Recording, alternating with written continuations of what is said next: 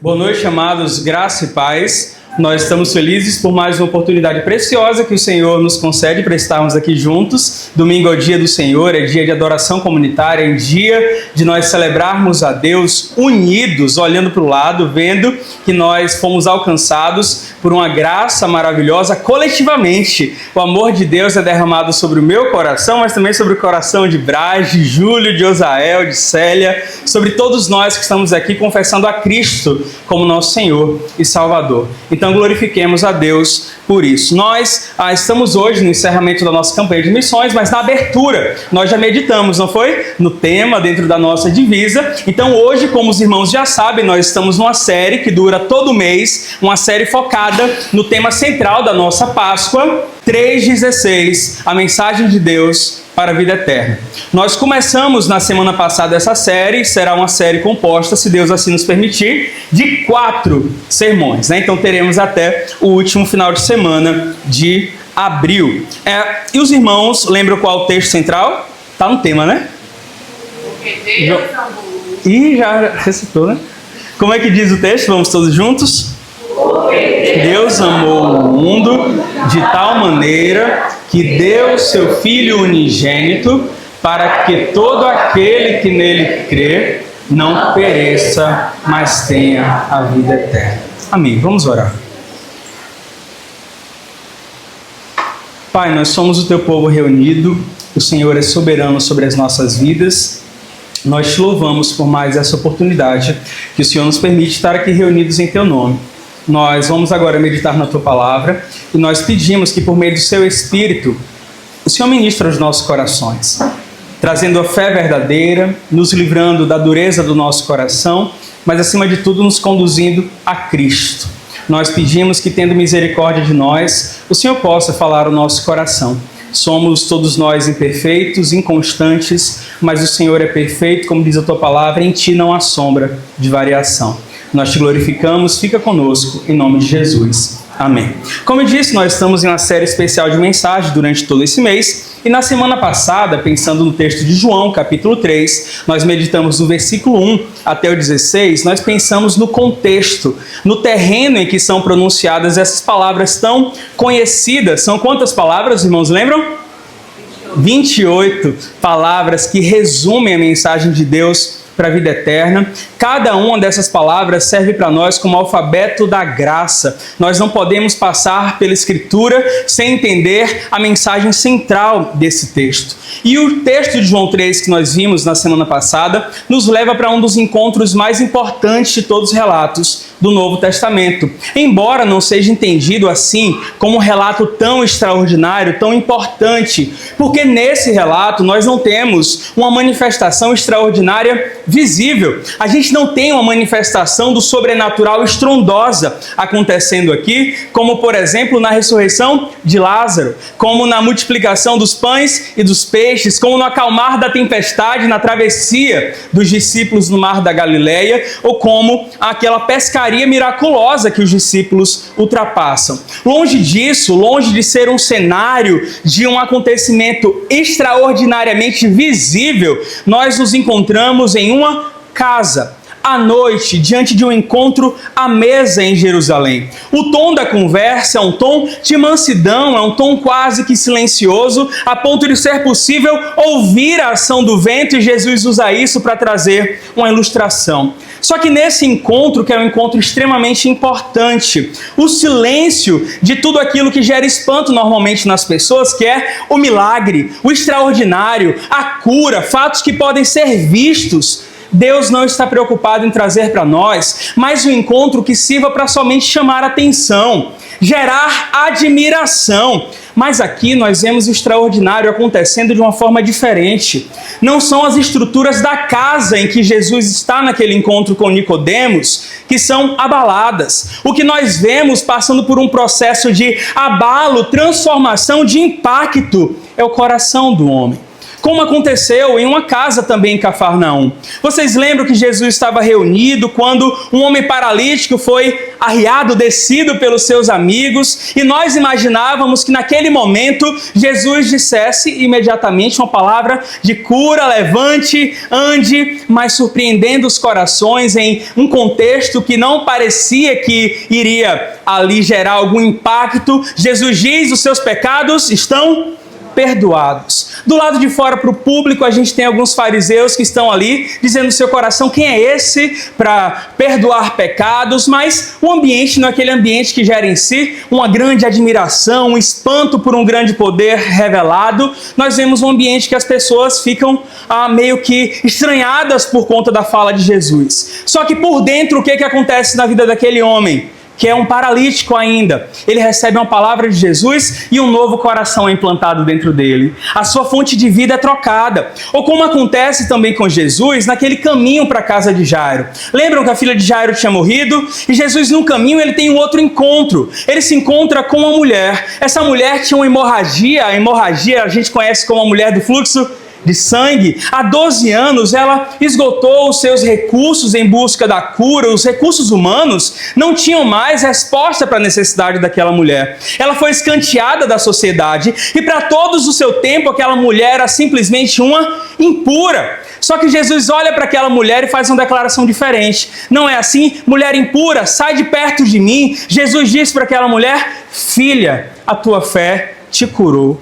A multidão ao redor não viu nada extraordinário acontecendo, porque naquele momento é só aquela mulher que sabe a experiência que ela está tendo. Do lado de fora não tem nada que chame a atenção, mas do lado de dentro aquela mulher está experimentando em Cristo cura, mas sobretudo salvação. Ou em outra oportunidade que não parece extraordinário aos olhos comuns, Jesus está no templo e aí vem os mestres da lei, escribas, fariseus, trazem uma mulher que foi apanhada em adultério.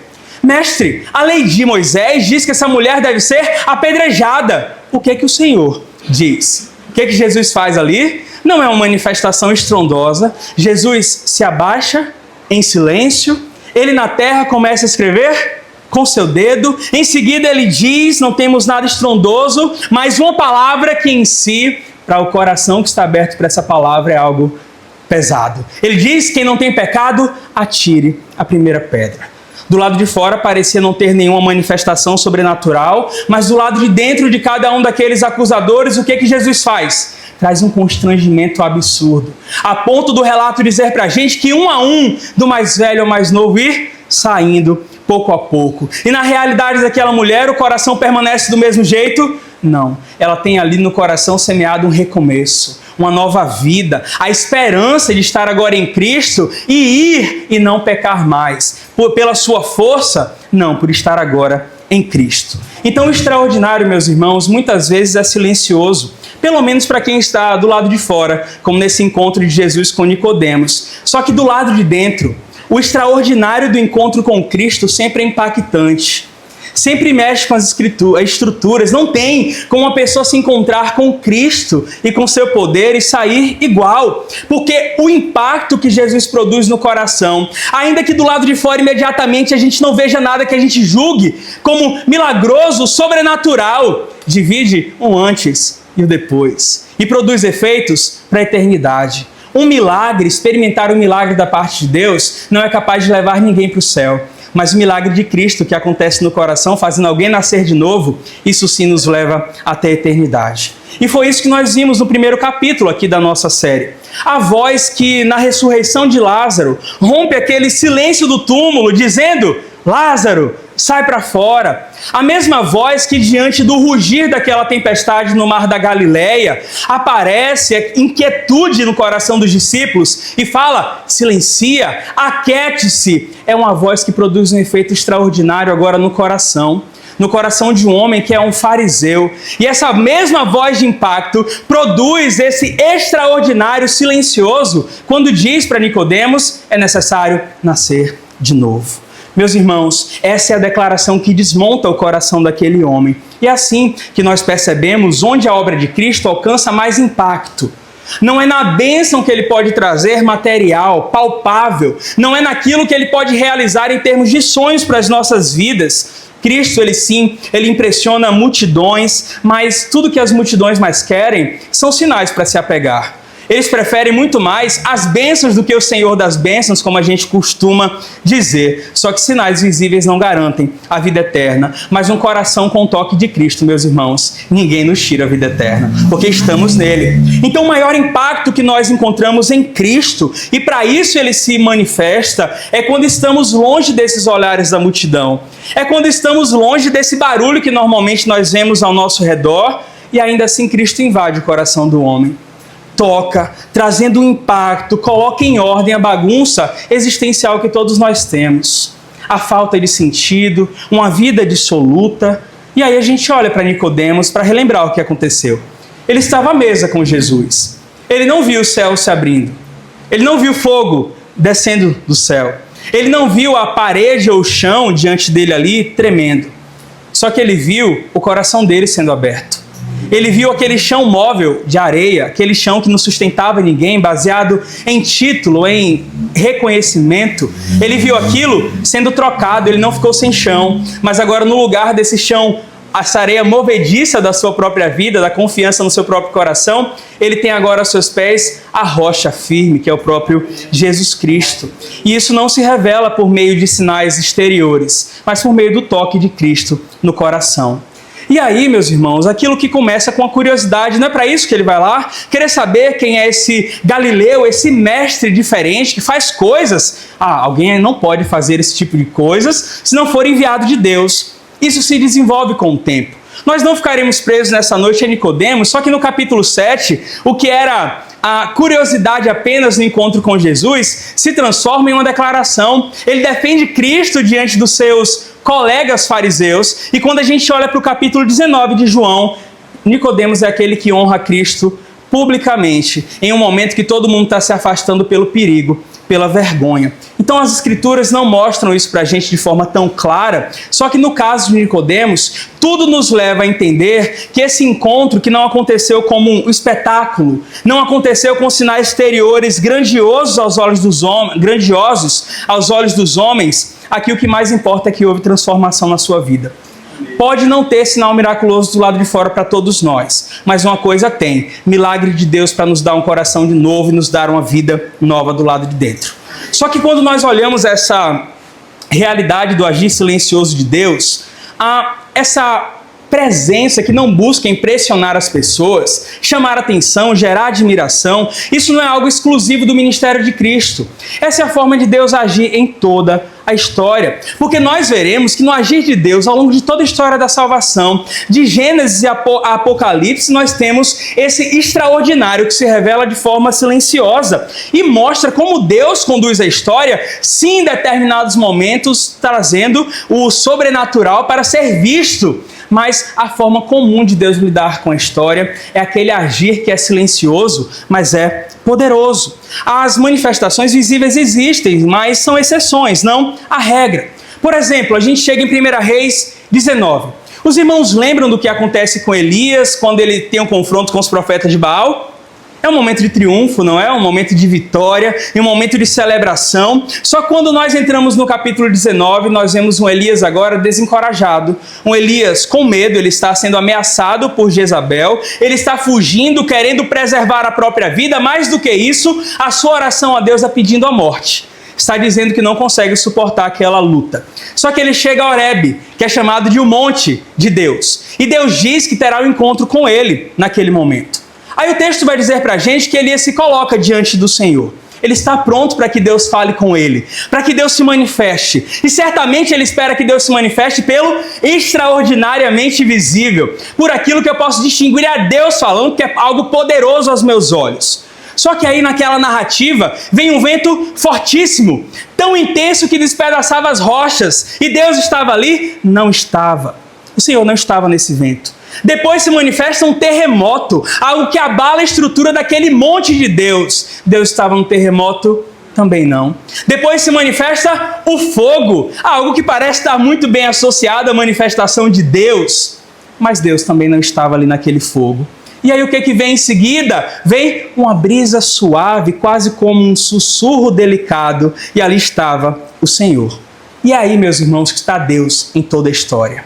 Nós não precisamos de sinais visíveis para entender que o nosso Deus está no controle de toda a nossa vida, de todo o nosso universo. Ele não está se manifestando de uma forma menos poderosa, só que Deus se manifesta de forma extraordinária naquilo que é ordinário, naquilo que é comum. Meus irmãos, estamos aqui em um domingo à noite, no encerramento da campanha de missões, mas por meio da palavra de Deus, Ele faz coisas extraordinárias. Essa chuva é algo extraordinário da parte de Deus, a graça comum está sendo derramada, todos nós estamos sendo sustentados por esse Senhor que está no controle do universo com sua mão poderosa. E Ele precisa de espetáculo para fazer isso aos nossos olhos? Ele não precisa, porque Ele não busca reconhecimento, Ele não precisa de palco.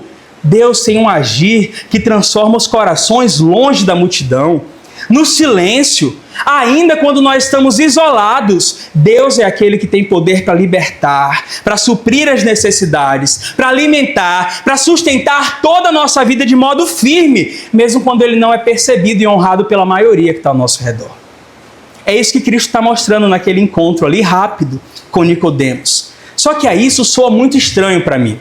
Quando eu estava construindo isso aqui, eu fico pensando, por que um Deus soberano, todo-poderoso, um Deus que é independente, um Deus que não precisa de absolutamente ninguém, é autossuficiente, Ele se compromete com pessoas como nós, que ignoramos aquilo que Deus faz tantas vezes, que fechamos os nossos olhos para as grandes maravilhas que Deus faz todos os dias.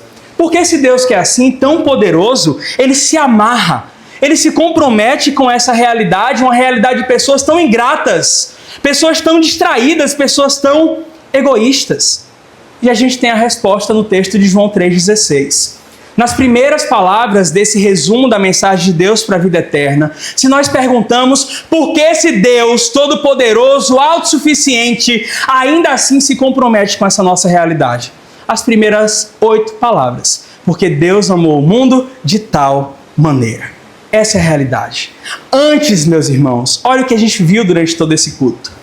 Antes de qualquer outra necessidade que a gente tenha nas nossas vidas, a maior sede que nós temos é de um amor verdadeiro que só pode ser encontrado no Deus que é amor. A nossa vida só pode encontrar aquilo que acalenta a alma em Deus. E é um amor que nem de longe é como o nosso amor. Quando nós olhamos essas primeiras 8 palavras de João 3,16, nós nos encontramos aqui com amor que a gente tenta muitas vezes interpretar a partir das nossas próprias experiências do que é amor. Em algum momento nós conversamos aqui isso, se nós perguntarmos o que é amor para cada pessoa que está aqui, é capaz de nós termos em cada um significado completamente diferente, porque nós costumamos construir significados a partir da nossa experiência. Só que esse amor que nós nos encontramos aqui, ele não se revela apenas em encontros isolados, nem encontros assim pontuais, intervenções pontuais de Deus na história de alguns indivíduos. Mas esse é um tipo de amor que se revela no compromisso contínuo de Deus com toda a história dos homens. Deus não tem um compromisso apenas com a história de algumas pessoas. Deus tem um compromisso com toda a história da humanidade. Toda a história que nós chamamos de história dos homens, porque na verdade a história dos homens é apenas parte da grande história de Deus, que é o palco onde o amor leal do Senhor se manifesta de forma extraordinária. E é exatamente nesse amor, que é anunciado logo nessas primeiras palavras de João 3,16, que nós traremos o foco hoje, nesse segundo ponto, nessa segunda etapa, segundo capítulo da nossa série. Só que eu queria observar essa verdade não longe das Escrituras, não apenas olhando para esse começo de João 3,16, até porque nós conhecemos esse texto, mas eu queria que a gente olhasse para um lugar diferente, em um lugar que muitas vezes passa despercebido sobre o grande amor de Deus. Eu queria que os irmãos abrissem suas Bíblias em Oséias capítulo 11, do 1 ao 4.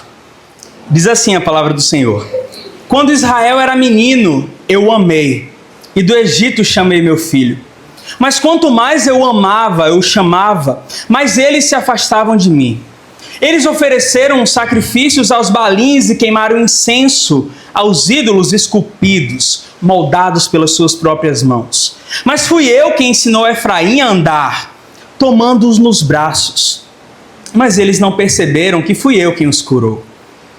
Eu os conduzi com laços de bondade humana e de amor, ou com cordas de amor.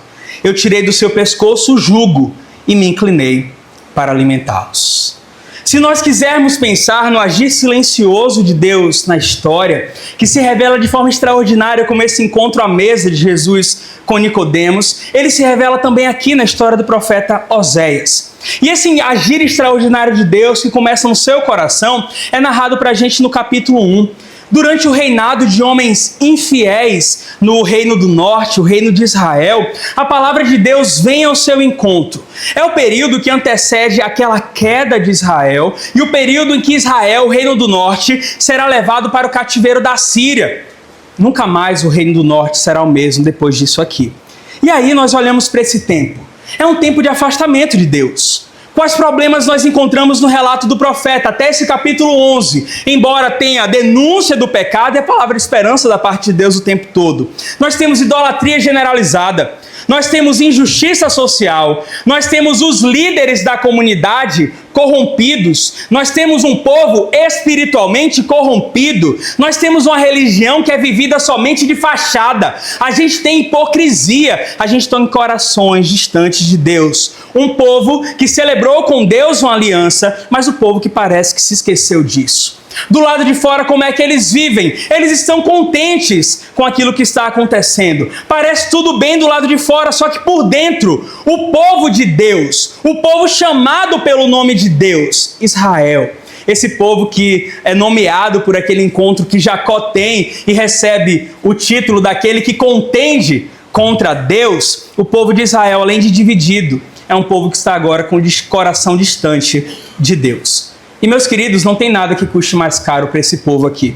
Não é apenas um afastamento religioso. Não é apenas um povo que deixou de observar algumas regras. É muito mais grave. É abandono. Não quer dizer que o povo de Deus estava um pouco fora da linha. O povo de Deus estava desprezando a Deus. Israel virou as costas. Israel menosprezou o relacionamento com aquele que no mesmo período que Oséias está aqui profetizando, no mesmo período de Isaías, no capítulo 43, é Deus quem relembra o povo quem esse povo é. Isaías 43, versículo 1, Deus relembra o povo por meio do profeta dizendo o seguinte: mas agora, assim diz o Senhor, aquele que te criou, ó Jacó, aquele que te formou, ó Israel, eu chamei pelo nome, você é meu. Esse povo que recebe esse título da parte do Senhor, uma palavra tão acolhedora, um significado tão profundo diante de um Deus tão grande, é o povo que vira as costas para Deus. É o povo que ignora, se rebela contra o Senhor. Não é somente um erro teológico. Não é somente um pequeno desvio doutrinário. O que está acontecendo aqui, como diz o texto de Isaías 43:1, se a gente olhar como Israel está se comportando, Israel está ignorando o seu Criador. O Deus que criou os céus e a terra. O Deus de Abraão, de Isaque e de Jacó. Mas não somente o seu Criador. Israel passa a menosprezar o seu Senhor, aquele que apresenta o seu nome a Moisés, dizendo, eu sou o que sou, aquele que se apresentou como Deus dos deuses, o Senhor dos senhores, o Senhor poderoso e temível, grande. Israel ignora o seu Criador, ignora o seu Senhor, Israel também ignora o seu sustentador.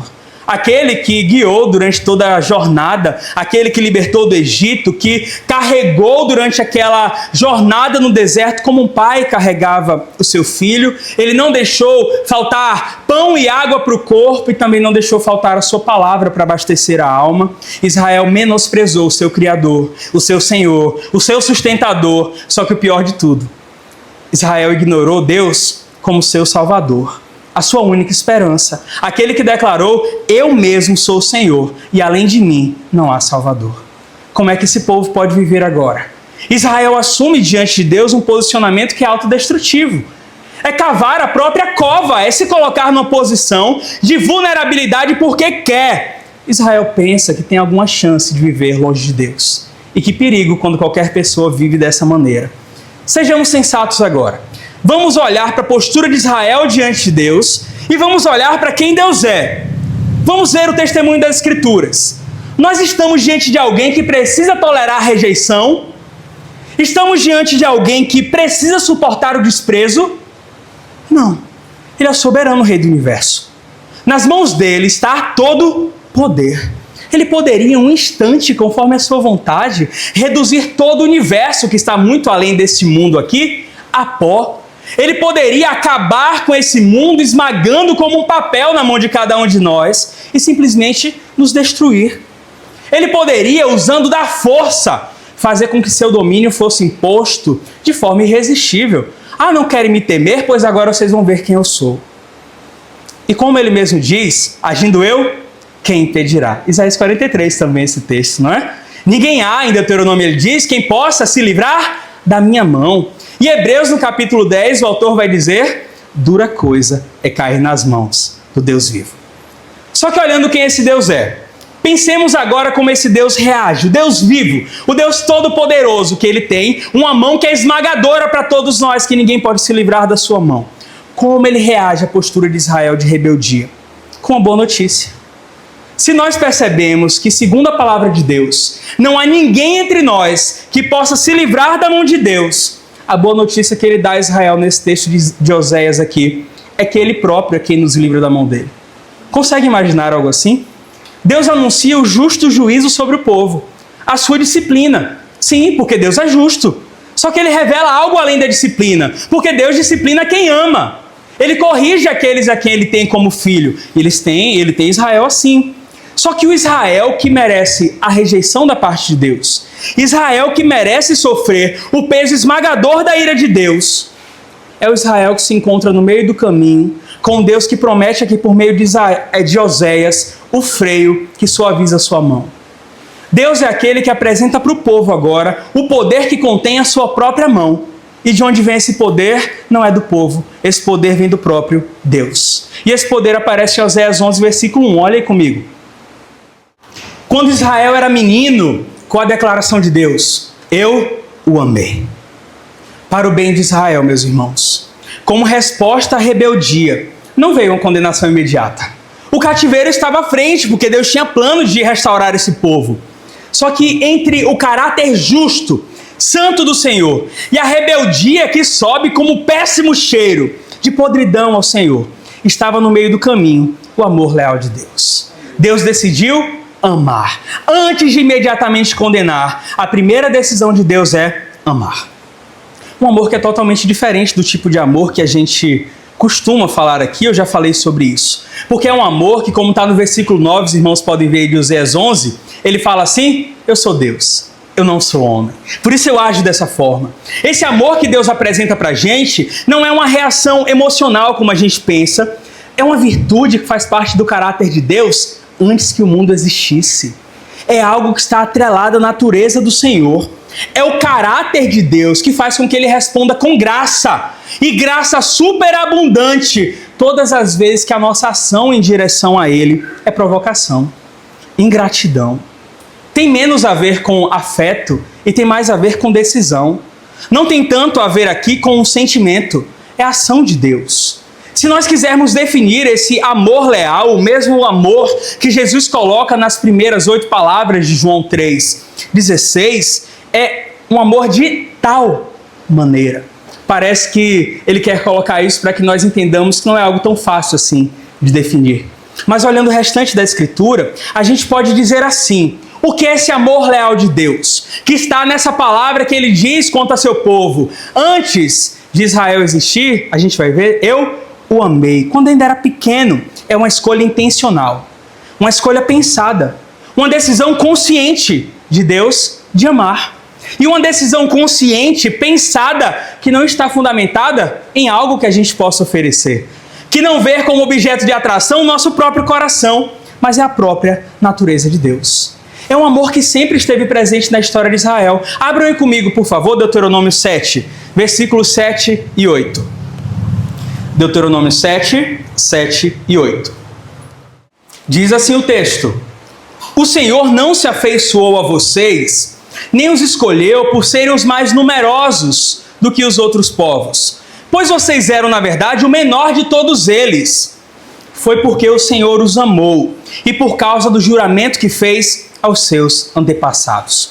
Por isso ele os tirou com mão poderosa e os redimiu da terra da escravidão, do poder do faraó rei do Egito. Em relação a Israel, qual a causa desse amor? O próprio Deus. Israel não foi escolhida porque era mais forte, a nação que mais se destacava, mas foi porque Deus simplesmente decidiu amar. E quando esse amor se revela na história de Israel? Quando Deus escolhe Abraão e fala, sai da tua terra, da tua parentela, faz uma aliança com Abraão, dizendo, em ti serão benditas todas as famílias da terra. Esse amor se revela também quando Deus permite que José seja vendido como escravo e seja erguido como governador do Egito.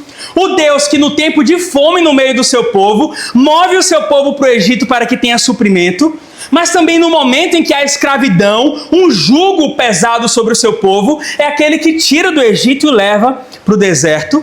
No deserto não é o Deus que abandona, mas revela o seu amor leal, dando provisão, a ponto, e é o que mais me chama a atenção ali, a gente não vê a sandália desse povo que caminha por tanto tempo se gastando. Esse povo não tem fome, não tem sede. Quando chega na entrada da terra prometida, Israel não tem exército organizado.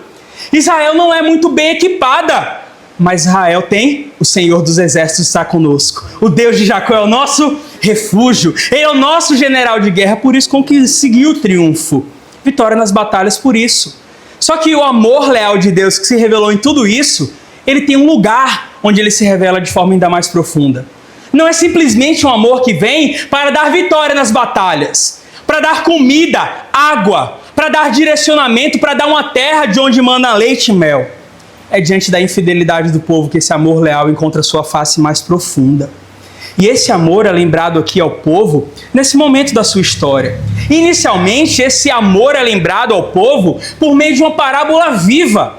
Deus traz uma encenação, que na verdade não é tanto encenação. Na realidade de vida do profeta, Deus vai dizer qual tipo de amor ele oferece para o seu povo em um tempo caótico espiritualmente. Deus chama o profeta Oséias, esse homem que a gente começou a ler aqui o escrito dele, para viver na própria pele aquilo que Deus sente no seu relacionamento com o povo de Deus. Deus fez uma aliança com o seu povo, o que ele esperava do seu povo, uma aliança, quem celebra espera das duas partes fidelidade. É verdade?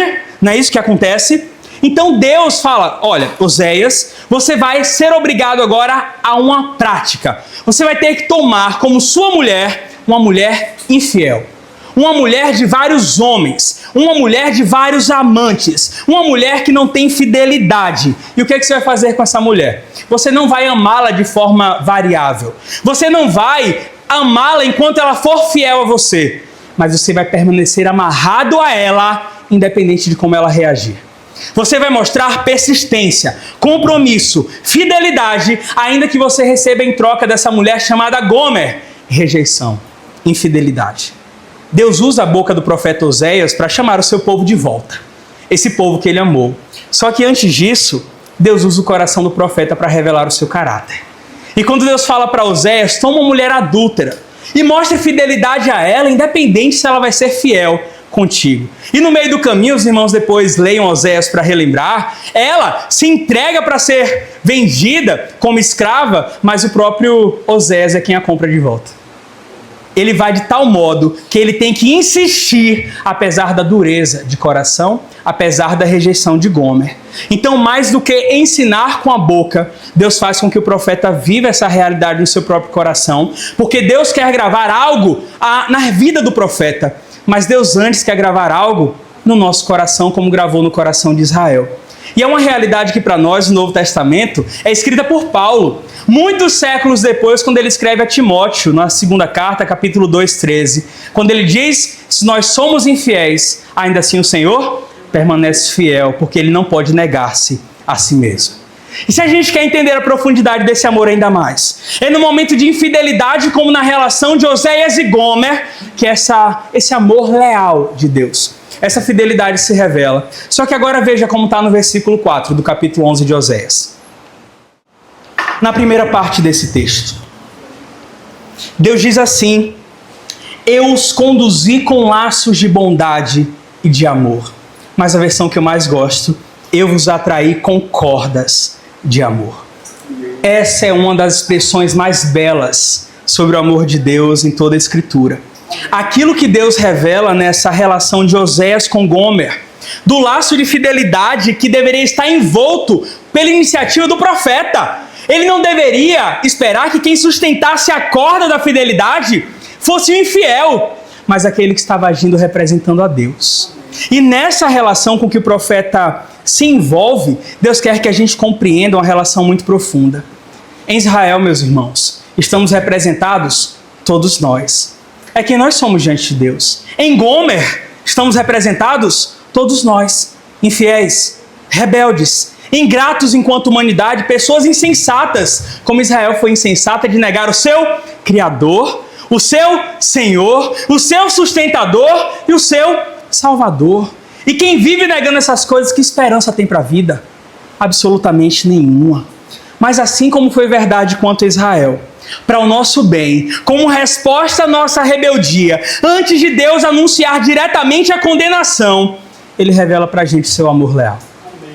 Por esse amor, Deus não está aqui simplesmente visitando algumas histórias humanas. Deus não está entrando na vida de alguns. Mas João 3,16 diz que porque Deus amou o quê? O mundo de tal maneira. A humanidade que Ele criou. Deus não visita somente a história de Oséias para revelar esse amor leal. Deus não visita somente a história de Israel. Deus não visita somente a história de Nicodemos.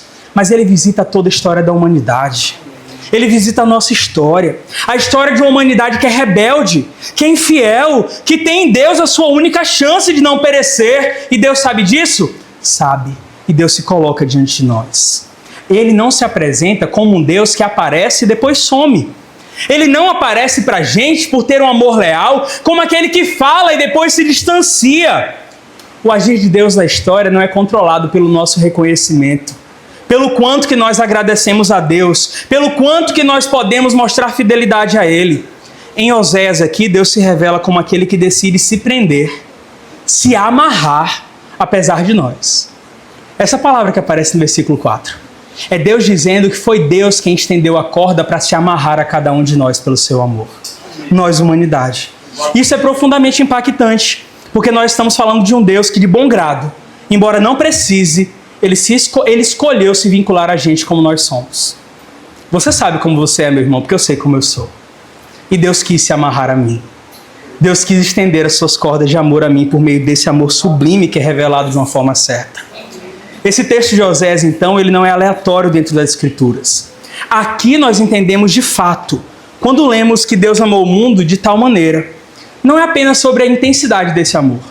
Não é um amor somente no nível maior, como se fosse uma medida de maior emoção de amor, como se Deus fosse mais emotivo que a gente. É sobre a profundidade desse amor. O amor leal que Deus estende a toda a humanidade. A toda a humanidade, Deus estende esse amor. É um amor que se envolve. É um amor que se compromete. E é um amor que permanece, não abandona, não recua, como os amores que são prometidos nesse nosso mundo. É um amor que não recua diante da nossa resposta. Pelo contrário, assim como na história de Israel, é um amor que permanece fiel às suas promessas. Porque a fidelidade de Deus, afinal, não é a nós. A fidelidade de Oséias não era Gomer. A fidelidade de Oséias era quem? A Deus. E a fidelidade de Deus é ao seu próprio caráter. E o seu caráter não muda. Então, ainda quando Deus encontra dentro de nós apenas infidelidade, desvio, rejeição, idolatria, Deus é o Deus que permanece. Só que talvez o mais impressionante disso tudo não seja dizer que Deus nos ama, mas que Deus decidiu continuar nos amando. Deus decidiu continuar sustentando esse amor, ainda que a gente não tivesse feito nada para sustentar isso. Deus não somente prometeu começar um relacionamento com a gente, mas Ele prometeu sustentar esse relacionamento, assim como aconteceu com Oséias e Gomer. Deus não somente chama, como homens chamam e não permanecem e abandonam. Porque Deus, seu objetivo é nos resgatar. Seu objetivo não é defender seus interesses egoístas porque Ele não tem. Deus coloca o seu próprio caráter a serviço de nós em sua bondade, para que nós não sejamos destruídos, não pereçamos, mas nós sejamos salvos e salvos para sempre. Então, meus irmãos, a mensagem de Deus para a vida eterna inclui nessas primeiras 8 palavras de João 3,16 uma verdade preciosa que eu queria que a gente guardasse nessa noite. Deus não vai nos deixar. Deus não vai nos deixar. A Israel, Deus se amarrou pela aliança que fez com os antepassados. Só que aquilo que fez Deus se amarrar a nós é algo muito mais profundo. Quando nós olhamos aquilo que é realidade em Israel, a gente encontra o amor leal dentro da sua manifestação agora perfeita. Deus se amarra a nós por meio da nova aliança celebrada por Cristo, pelo derramar do seu sangue. E a nossa esperança é porque Cristo permaneceu até o fim. Se fosse somente amarrado, seria menos doloroso, mas pregado com os cravos na cruz. Deus está amarrado ao mundo com seu amor. E Ele sustenta a promessa de que, apesar da nossa infidelidade, como é que nós abraçamos esse amor que está disponível para todo mundo? Deus amou o mundo de tal maneira que deu seu Filho unigênito, aquele que nos amarra por ter se amarrado à cruz, para que todo aquele que nele crê não pereça, mas tenha vida eterna. O amor de Deus está disponível a todo mundo, mas esse amor precisa ser compreendido, esse amor precisa ser abraçado, esse amor precisa ser reconhecido. Nós não precisamos lutar para merecer esse amor, senão não teria chance. Nós não precisamos também lutar para conquistar esse amor, porque está fora do nosso alcance. Mas eu gosto muito do texto de Cânticos, capítulo 8, versículo 7. Diz assim: nem muitas águas, a gente aplica muito para o casamento, Isso aqui, só que é Deus por meio da Escritura, sim, aplicando a realidade do casamento, mas falando da nossa posição no coração dele. Do amor que a gente tem, ele diz: nem muitas águas conseguem apagar o amor. Os rios não conseguem levá-lo na correnteza. Se alguém oferecesse todas as riquezas da sua casa para adquirir o amor, seria totalmente desprezado. Só que esse amor que não pode ser comprado, merecido, conquistado, é o amor que é derramado abundantemente a partir de um fato que aconteceu no primeiro século, mas continua com todo o poder levando pessoas para a eternidade. Cristo morreu pelos nossos pecados. Esse amor nos foi dado, nos foi provado. Então a grande verdade para esse dia, finalizando esse nosso tempo aqui: Deus nos ama com amor sobrenatural que é demonstrado agora em Cristo. E porque Ele é Deus, não homem, como aparece no versículo 9 aí, nós não podemos ganhar esse amor sendo vencedores, mas nós não podemos perder esse amor sendo perdedores. Porque esse amor é prometido em Cristo, conquistado por Cristo, dado pela graça, a favor imerecido do Senhor. Só que, infelizmente, nós podemos ser cegos, insensatos o suficiente para ignorar esse amor e se afastar da única esperança. Foi o que Israel fez, não foi? Israel fugiu da sua única chance de permanecer. Então, meus irmãos, diante do amor revelado de tal maneira, da maneira que a nossa infidelidade não é levada em conta, a nossa rejeição não é usada para balancear, para afastar o amor de Deus. Diante dessa realidade, a minha oração é como Paulo faz em Efésios capítulo 3. Eu queria que a gente lesse esse texto e assim a gente vai encerrar a palavra dessa noite. Efésios 3, 16 a 21. Vamos ler juntos? Paulo diz o seguinte: eu oro para que, segundo as riquezas da sua glória, Ele os fortaleça poderosamente no íntimo por meio do seu Espírito. Isso para que Cristo habite pela fé no coração de vocês, de modo que estejam arraigados e alicerçados no amor. Assim, vocês perceberão com todos os santos qual é a largura, o comprimento, a altura e a profundidade do amor de Cristo. E conhecerão esse amor que excede todo conhecimento, para que sejam cheios de toda a plenitude de Deus. Quem é Deus? Aquele que é capaz de fazer infinitamente mais do que tudo que pedimos ou pensamos, segundo o seu poder que atua em nós. A Ele seja a glória na Igreja, em Cristo Jesus, por todas as gerações, pelos séculos dos séculos. Amém. Que Deus assim nos abençoe em nome de Jesus. Vamos orar, vamos curvar as nossas cabeças.